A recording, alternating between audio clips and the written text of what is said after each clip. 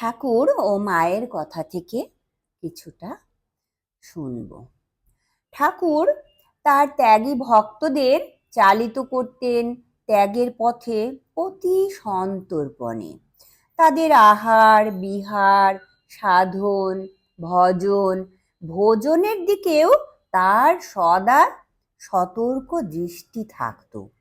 তিনি নহবতবাসিনী শ্রী মাকে বলে দিয়েছিলেন যে রাখালকে 6খানা রুটি দিতে হবে, লাটুকে দিতে হবে 5খানা, বুড়ো গোপাল আর বাবুরামকে 4খানা করে দেবে।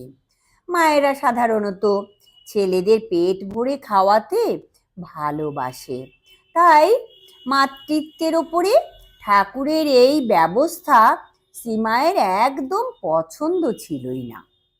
তিনি বালক ভক্তদের ক্ষুধার সময় যার যেমন প্রয়োজন তেমনই দিতেন। একদিন নহবত থেকে আসার পরে ঠাকুর রাখালকে জিজ্ঞাসা করলেন, কখানা রুটি খেয়েছিস? তিনি ভয়ে ভয়ে উত্তর দিলেন, 7খানা। তা শুনে ঠাকুর একটু গুম হয়ে গেলেন, কারণ তার খাবার 6খানা কথা। অন্যদিকে বাবুরামকে জিজ্ঞাসা করলেন, হ্যাঁ রে, তুই কখানা খেলি? তিনি বললেন 6খানা। ঠাকুর বললেন, এত বেশি খেলি কেন? বাবুরাম বললেন, মা দিলেন যে। শুনে ঠাকুর খুব বিচলিত হয়ে পড়লেন। চটি পায়ে দিয়ে একেবারে মায়ের কাছে হাজির। একটু অনুযোগের সুরেই বললেন, তুমি কি ছেলেদের মানুষ হতে দেবে না?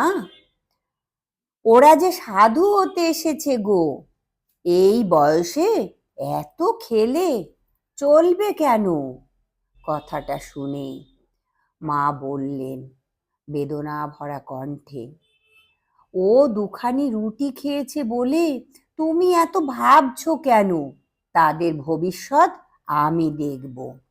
ঠাকুর এই কথা শুনে মৃদু হেসে চুপচাপ ফিরে গেলেন নিজের ঘরে এবং শ্রীমা স্বেচ্ছায় নিজ কর্মক্ষেত্রে প্রবেশ করছেন দেখে ঠাকুরও খুবই আনন্দিত হয়েছিলেন।